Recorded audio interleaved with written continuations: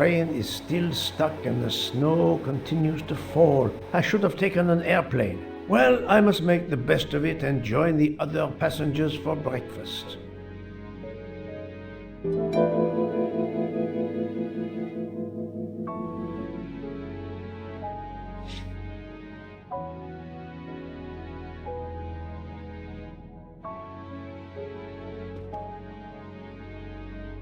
The train still hasn't left.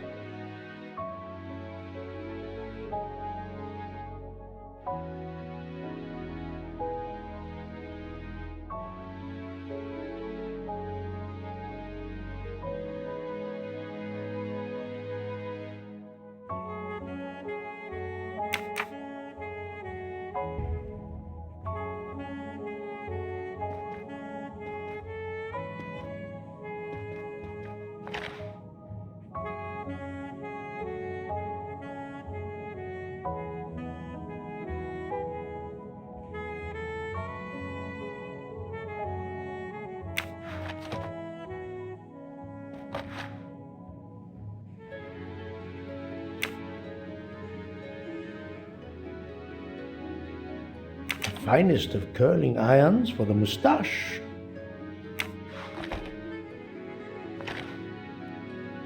The moustache comb to tame unruly knots. Wax to preserve the perfect symmetry of the moustache.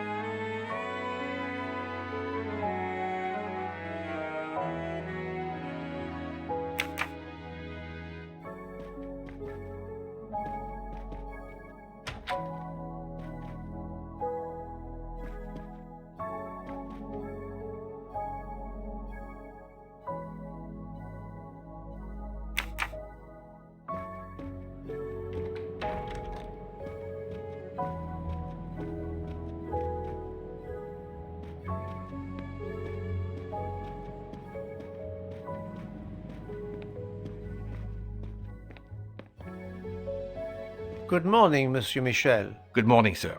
Please enjoy our special breakfast in our restaurant.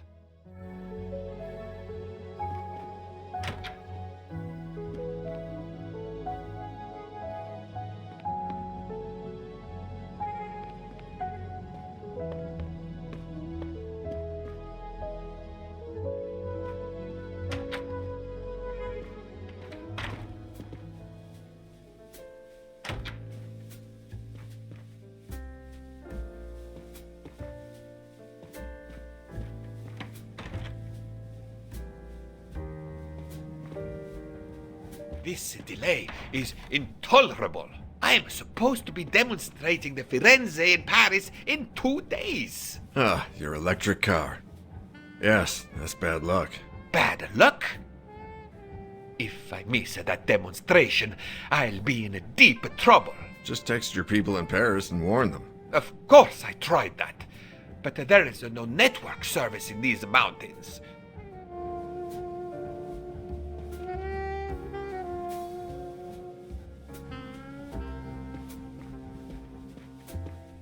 My daughter said it would be the easiest way in the world. Just sit on the train until I got to Paris. And now we may be here for days, and my boat sails the day after tomorrow. How am I going to catch it now?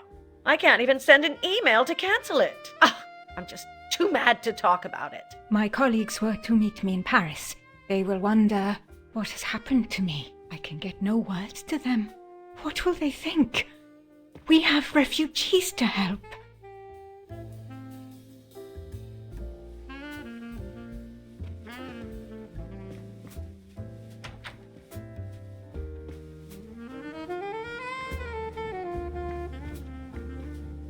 Good morning, madam. The snow is a predicament, is it not? I am Russian. Snow is no stranger to me. Ah, the accent. Would it be St. Petersburg? You are very perceptive. Monsieur Poirot, is it not? And may I take it I have the honor of addressing Princess Natalia Dragomirov? We dispense with the old titles these days. My husband, all of my past, was taken from me by these Stalinists. When they were gone, I became director of the St. Petersburg Museum of Antiquities to restore and preserve what I can of my country's history. Still, the delay must be vexing. If I must be late for my appointments, then they will wait.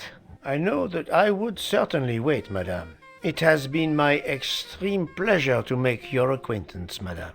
Au revoir, Monsieur Poirot. Please, do me the courtesy of leaving me alone, if you will. A beautiful piano. What a luxury. Pity there's no one to play it. Mademoiselle, you are not concerned about the train stopping? What can one do? Indeed, this does not make the train move. You have great strength to remain calm at a time like this. I know one far, far stronger than I. And that is? Well, that old lady, for instance. You have probably noticed her. She just has to lift her little finger and ask for something in a polite voice, and the whole train runs. It runs also for my friend Monsieur Bouc, but that is because he is a director of the line, not because he has a masterful character. You don't have to have a strong will when you have power. But I suspect I did not need to tell you that, Mr. Poirot. Mr. Poirot. Good morning, Mr. Fauchet. You have early customers, I see. Yes, I am stuck serving here as well at breakfast. Everyone is impatient. They keep complaining that the train is not moving. As if I could get out and push it. It's too early for me to order a boxcar. That is the appropriate drink, I believe. A gin, triple sec, lemon and grenadine mix. A drink for a train indeed. But not perhaps for my breakfast. I think I will settle for an omelette. Good luck, sir. Miss Nielsen is helping to serve in the dining car.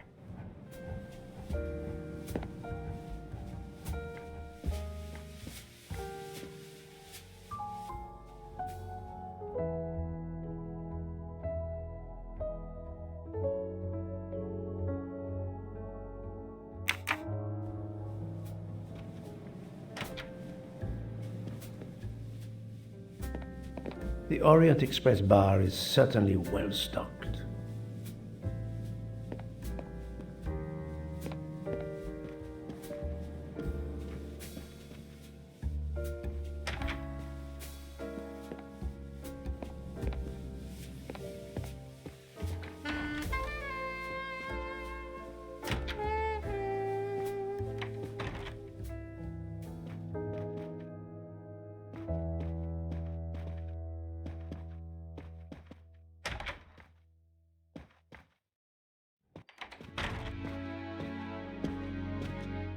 How long are we expected to be stranded here? It won't do much good complaining to me. That fellow there with the moustache, he may know something.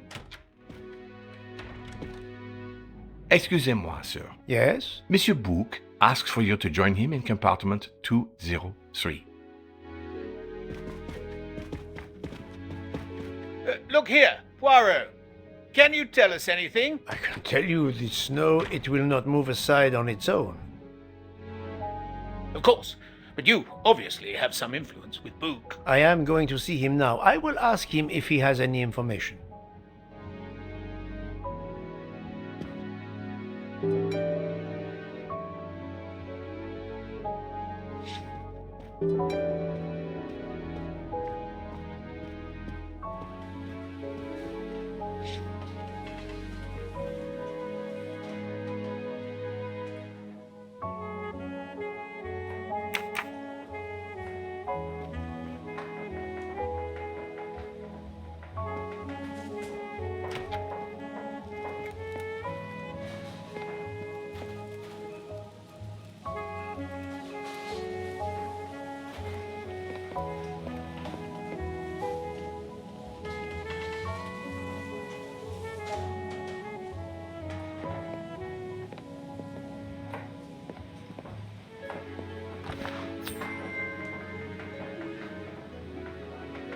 Come to Poirot, my exquisitely sculpted friend.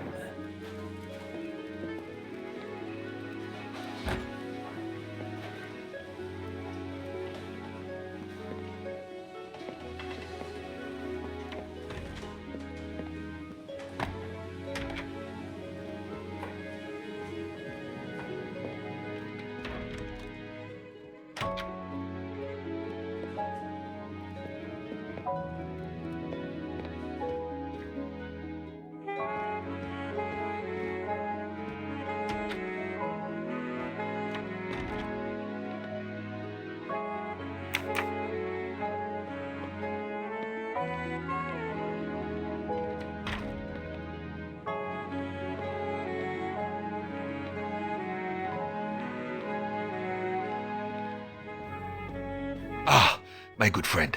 Come in. We have need of you. What has occurred? A passenger lies dead in his bed. Stabbed. A passenger? Which passenger? In there. He's an American. A man called Hatchet. It was his valet masterman who was worried that Mr. Hatchet was not awake yet. Pierre Michel, the conductor, decided to break in and found the body. I see. Well, my friend, I think it is best not to touch anything and wait for the police to arrive. Oh, I tried to call the police, but there is no cell tower for many kilometers. We could be stuck in the snow for hours. The murderer is with us. On the train, now! The sooner we catch him, the sooner we'll be out of danger. Dr. Constantine is already examining the body. Mon ami, this is not a missing train ticket. We must follow procedure. We must wait for the police to secure the crime scene. Please, Poirot. I will take full responsibility. Book, you ask. Well, if we cannot contact the outside world, then... Oh, you are going to drive me crazy. In truth, this problem intrigues me. I was reflecting not half an hour ago that many hours of boredom lay ahead whilst we are stuck here. And now, a problem lies ready to my hand. You accept then? C'est entendu. You place the matter in my hands.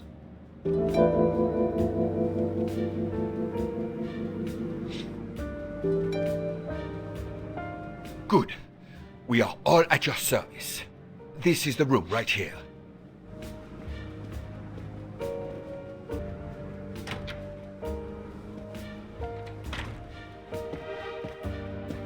Mr. Poirot, I am Dr. Constantine. Forgive me, Doctor. You are a medical examiner? No, but I have assisted in post-mortems at Nairobi Hospital, where I am a teaching fellow. I am familiar with your excellent institution. I do not intend to perform a full autopsy, but a preliminary examination should be of some use. Of course. May I have a look? Then we can compare notes. Please, if you need any help, I won't be far away.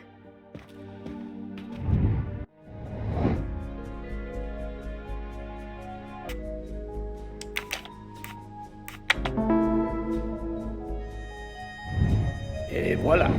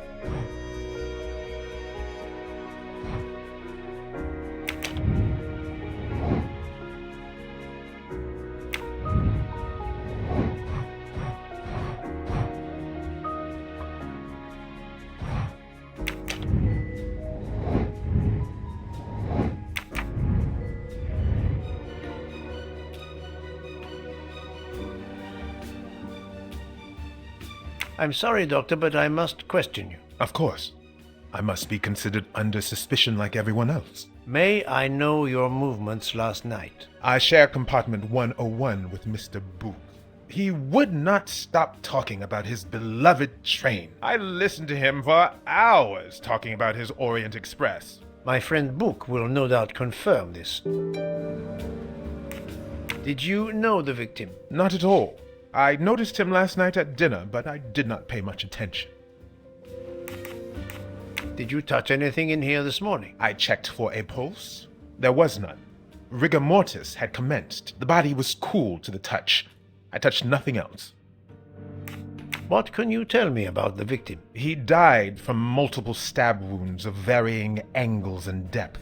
More than one would have been fatal. I would place the time of death roughly between midnight and 2 a.m. With more time, I hope I can be more precise. I assume the open window complicates matters. Indeed. Conditions are not perfect. Thank you for your help, Doctor.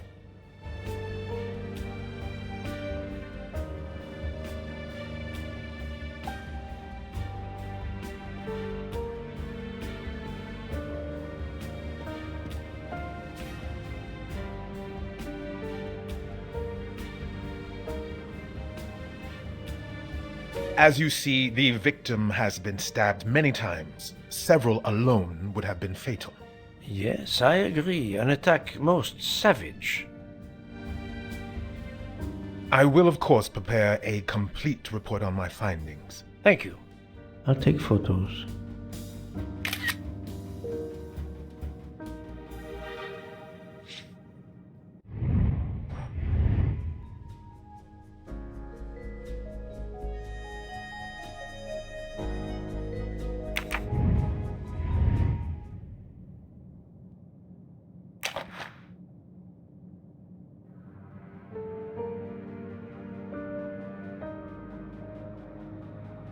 The watch is broken. The hands are stopped at 1:15 a.m.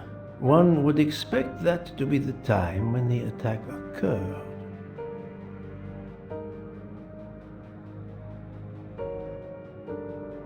The watch is broken. The hands are stopped at one would expect.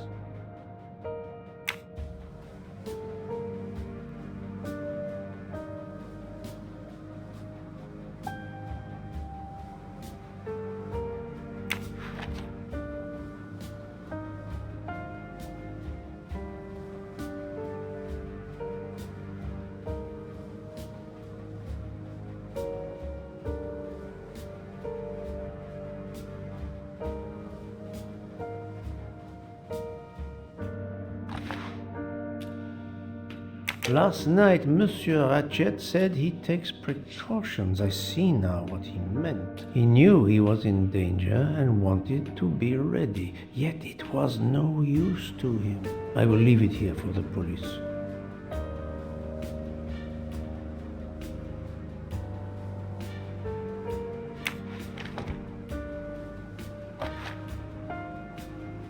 This phone was deliberately smashed.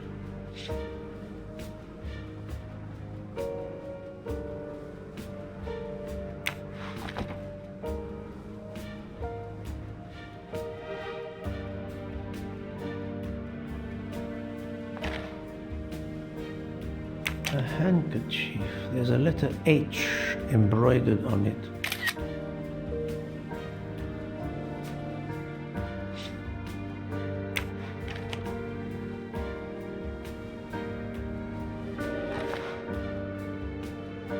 I'm sure I will find some interesting things inside. I'm sure I will find some interesting things inside.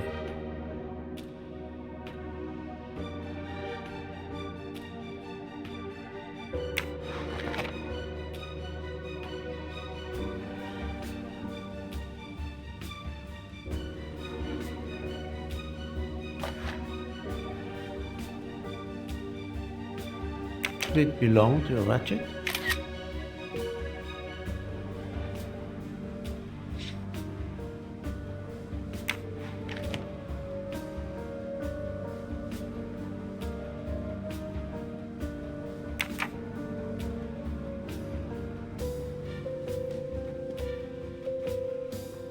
Where can the killer have gone? The chain lock is broken. Monsieur Michel told me that he broke the chain on the door to get into the room.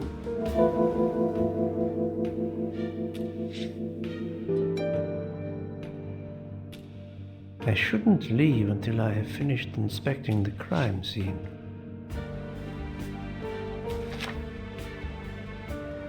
I wonder what could be in this photo.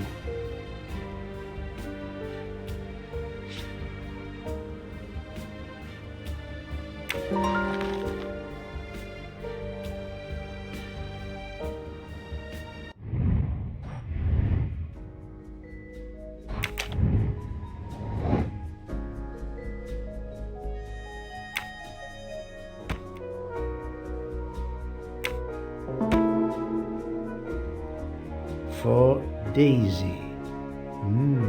Interesting. That's the right answer.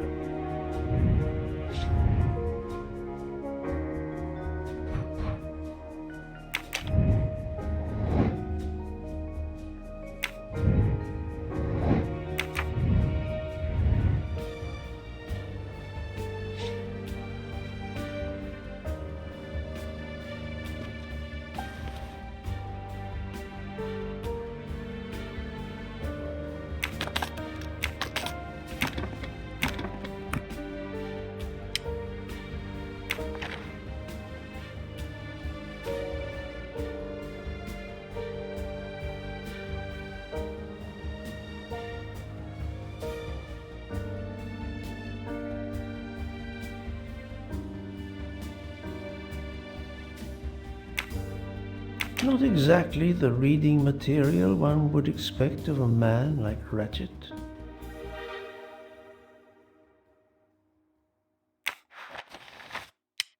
Expensive clothing, recently laundered.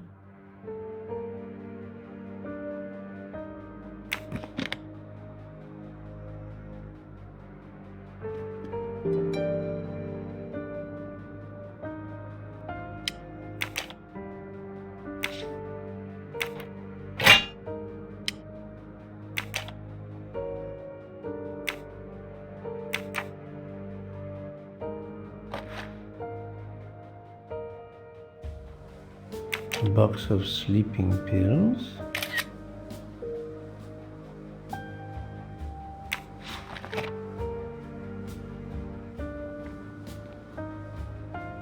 This door communicates with compartment 204. The latch is open on this side.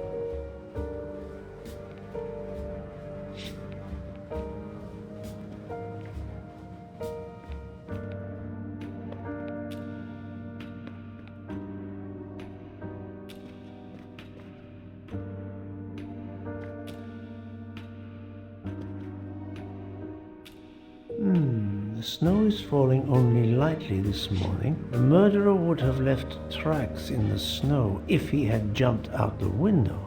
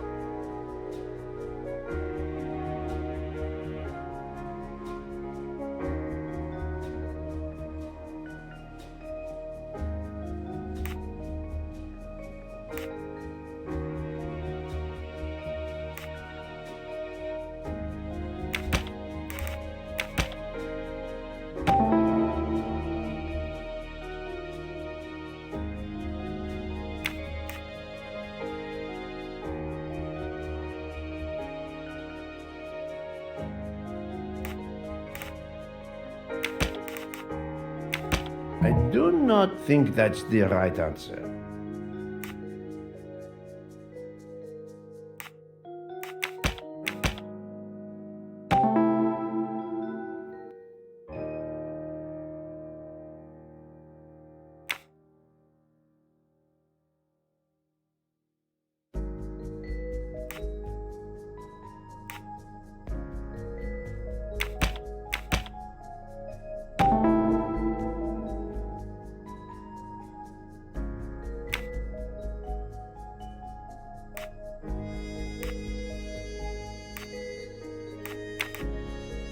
So, the murderer must have exited through Madame Hubbard's room. I'm right again. That happens to me a lot.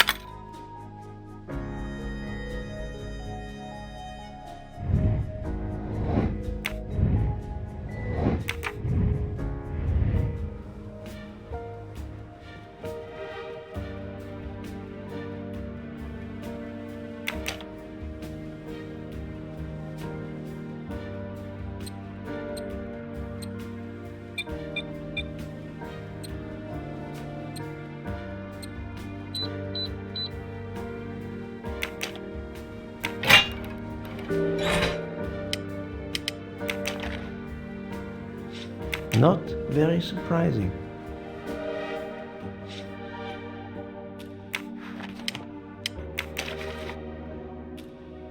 Unusual letter, this.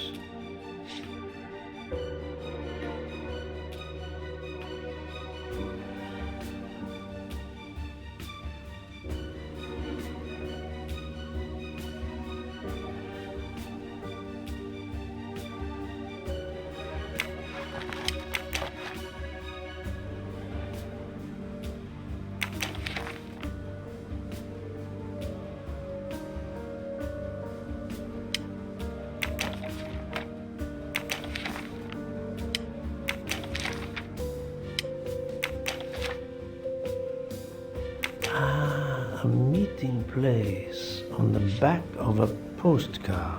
Someone with the initials A.W.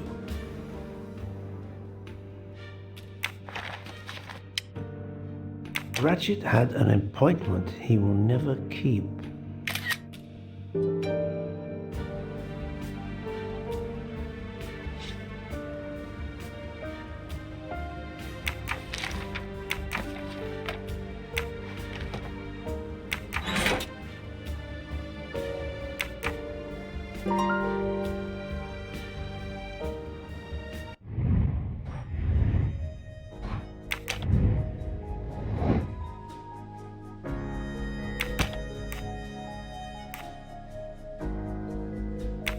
I do not think that's the right answer.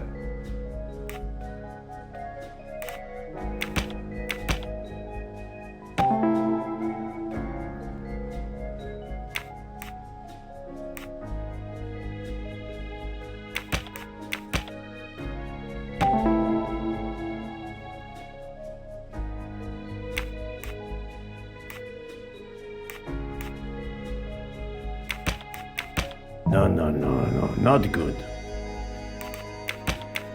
Think, Poirot, that is not a good answer.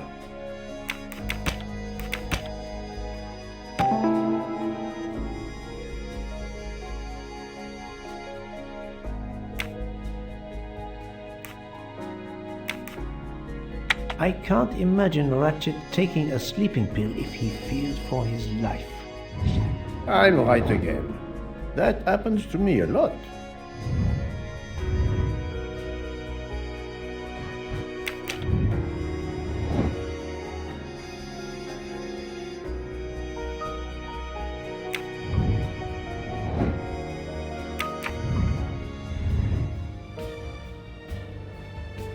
I think I've seen everything I need at the moment. I am counting on you to finish your analysis. I'll have a more detailed report for you as soon as I can.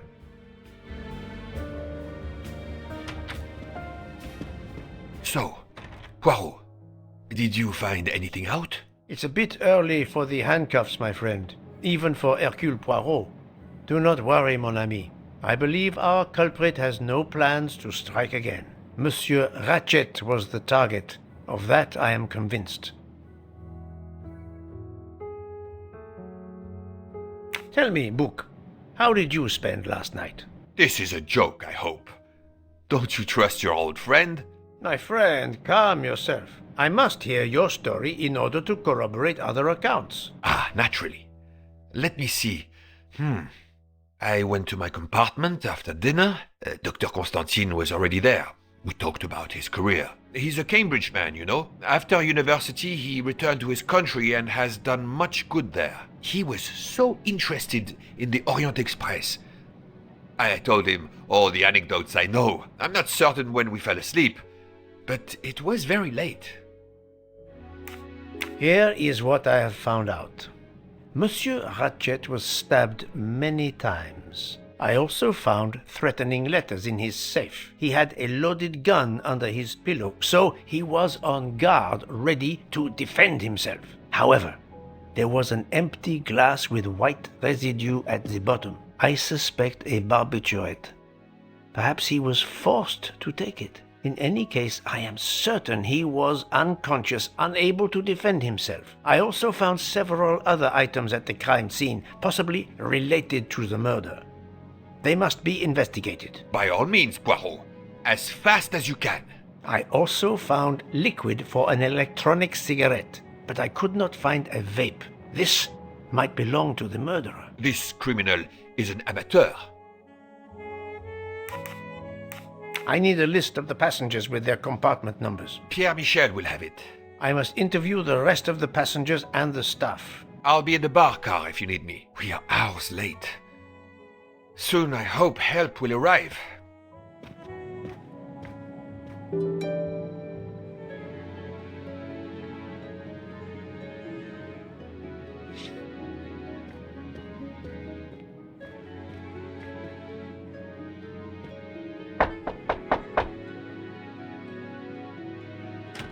Good morning, madam. I am Hercule Poirot. Caroline Hubbard.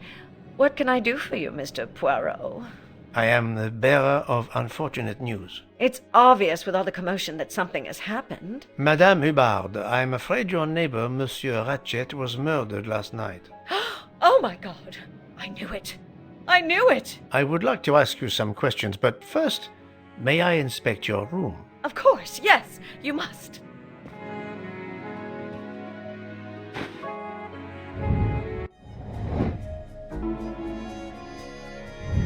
That's the right answer.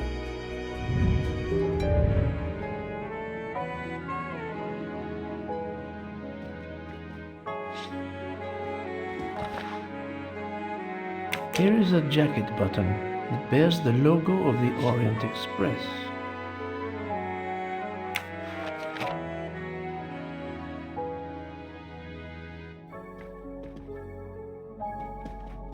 The luxury of the Orient Express is present in every detail.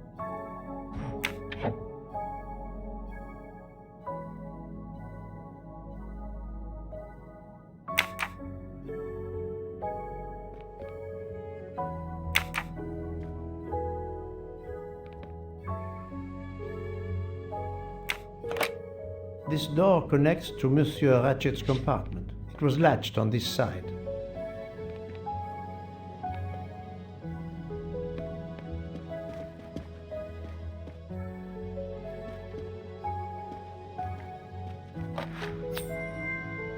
Another golden moustache to treasure.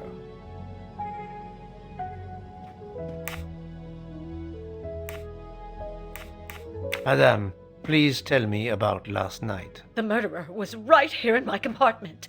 I woke up. All in the dark it was. I was just so scared I couldn't scream. I pressed the call button. I pressed and pressed. I heard footsteps running in the corridor, then a knock on my door. "Come in," I screamed. And I switched on the lights at the same time. And would you believe it? There wasn't a soul there. You think he went back into the other compartment? How do I know where he went? I had my eyes shut tight. The conductor came in. I told the man what had happened, and he didn't seem to believe me. I asked him to search the room, but he found nothing. I told the conductor to look at the door between the compartments, and sure enough, it wasn't bolted. Well, I soon saw to that. I told him to bolt it, then and there. How is it you didn't bolt the door between the two compartments? But I had. Well, as a matter of fact, I asked that Swedish lady, Olsen, Greta, if it was bolted, and she said it was. How was it you could not see for yourself? I was already in bed, and my toiletry bag was hanging on the hook of the door. I couldn't see the latch from where I was. What time was it when you asked her to do this for you? Oh, it must have been around 10:30 or 10:45 p.m. She'd come along to see if I had an aspirin. But instead of opening my door, she opened Mr. Ratchet's door by mistake. He said something quite rude, like, "Not a chance, lady, you're too old." It shocked her. She came in. I told her where to find the aspirin, and she got it out of my toiletry bag. Poor girl, she didn't have a good night. The same could be said for Monsieur Ratchet. It appears Mademoiselle Olsen may be the last person to see Ratchet alive.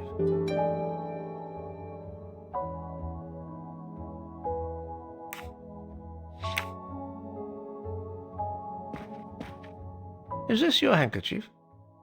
No, not at all. Yet it is embroidered with an initial H, like your name. I don't care. It's not mine, and I would certainly never buy something so impractical as that frilly thing.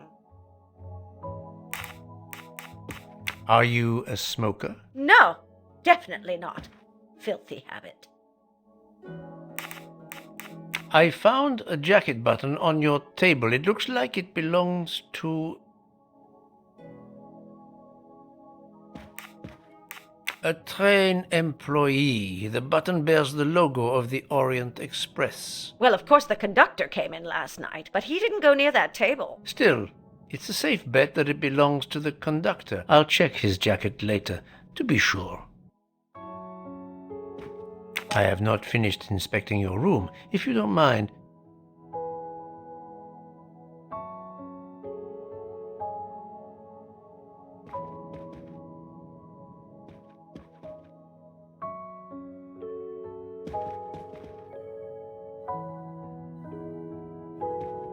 let's see if Mrs. Hubbard was telling the truth about the latch of the connecting door.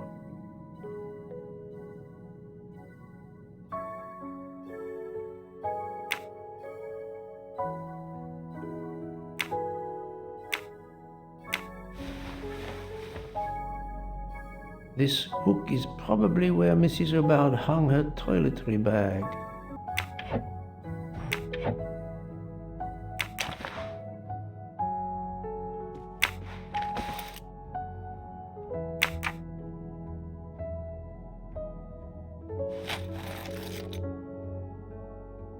I can see the latch very well from here, even with the toiletry bag attached. I'll have to clear that up with Mrs. Hubbard.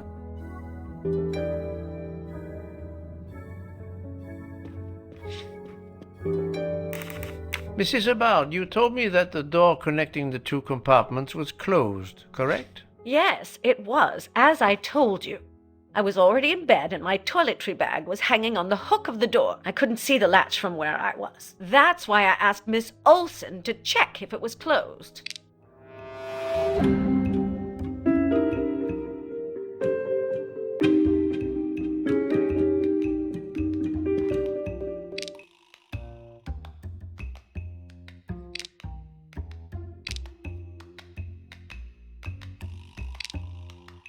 Are you sure everything you've told me is accurate, Madame Hubbard? Of course.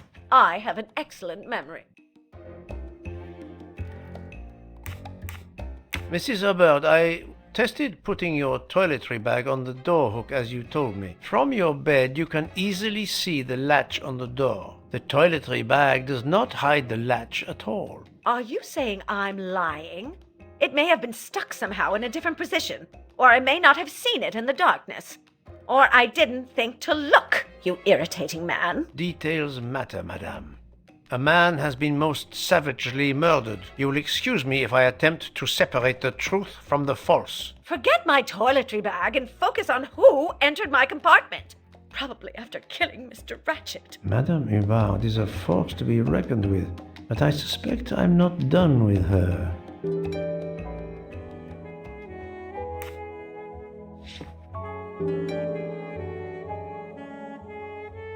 Thank you for your assistance, madame.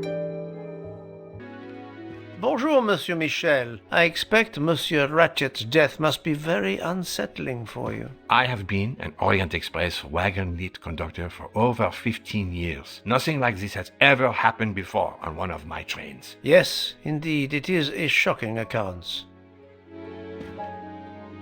Can you provide me with a listing of the passengers and their rooms, please? Yes, certainly.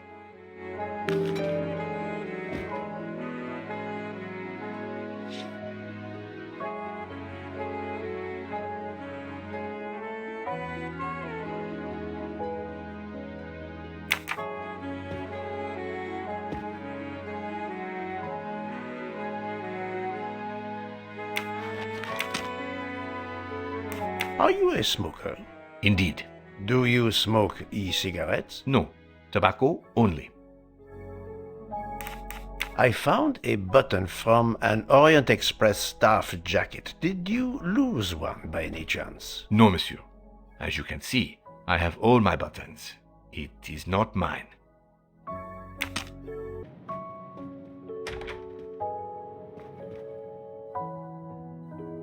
Monsieur Edward Masterman, I believe. May I ask you some questions? I can barely talk. I have a terrible toothache. We have a doctor on board the train. Perhaps... I do not need a doctor. I use essential oils. If you can find my flask of clove oil in my box, I would be grateful. Fine, if you insist. I will help you.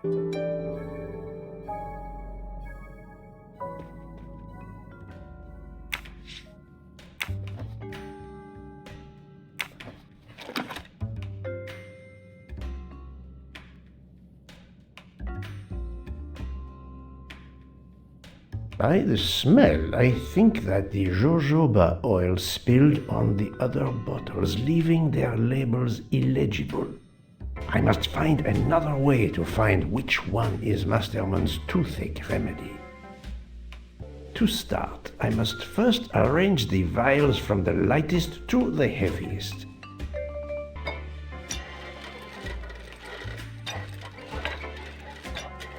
Now that I know the order, I think that I can easily guess which one is the clove oil.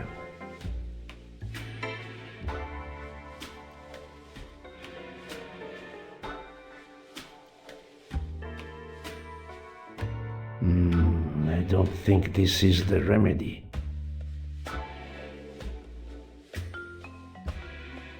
Here is Monsieur Masterman's remedy.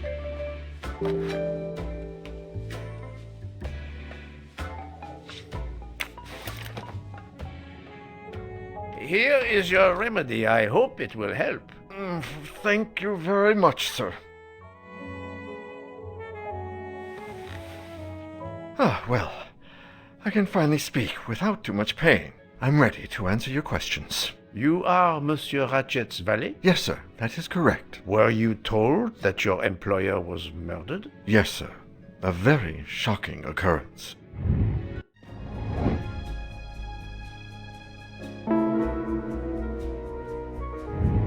That was easy. At what hour did you last see Monsieur Ratchet? It must have been around 9 p.m., sir. That or a little after. I went to bed around 10:30 p.m., same as the person who shares my room, Mr. Foscarelli. He almost immediately began snoring. What did you do then? I read, sir, and I spent a while soothing my toothache with clove oil and listening to the snoring. Did you hear anything during the night? Yes, my roommate snoring. Are you a smoker? Yes, sir. I have a cigarette now and then to relax. Tell me about your employer, Monsieur Ratchet. I've been working for him for 9 months. I should not wish to speak ill of the dead, but he was not a gentleman, sir. Did you know that he had enemies? Yes, sir. I heard him discussing some threatening letters, sir, with Mr. McQueen. Did he mention these letters to you? He had been reading a letter when I came in. He asked me if I was the one who put it in his compartment. I told him that I had done no such thing, and he should report it to the police at the next station. How did he respond? He laughed, sir. You're joking. I do not joke, sir. Forgive me, I can see you do not. Was he taking sleeping pills? Always when traveling by train, sir. He said he couldn't sleep otherwise. Last night he asked me to give him 2. I did so, along with a glass of water. He dissolved them in the water. Did you see him drink the water? No, sir. I left right after I gave him the pills. Was Monsieur Ratchet a smoker? No.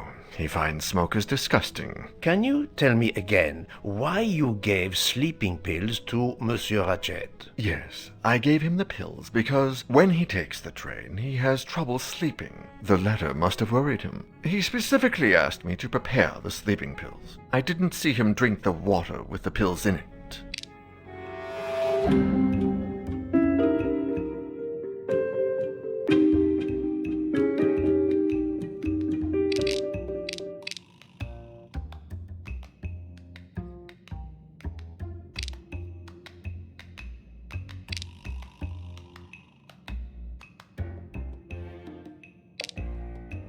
Monsieur, I believe you are not telling me the truth. What? How can you say that?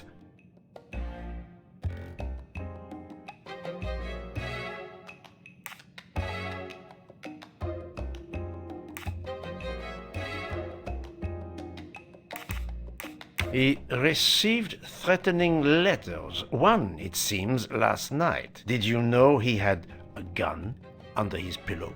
And even asked for my help to watch over him? I find it strange that he asked you for sleeping pills when he was afraid for his life and prepared to defend himself. I'm sure I don't know. Maybe to calm his nerves, maybe out of habit. It makes no sense. Wait, please. Isn't it possible that Mr. Ratchet asked me to prepare the pills, but didn't plan to drink them for some reason? It is possible. But I am a student of character, monsieur, and the Monsieur Ratchet you describe is not the man I met. If you'll excuse me, my toothache is getting worse again. I'm afraid this time you must prepare your own clove oil.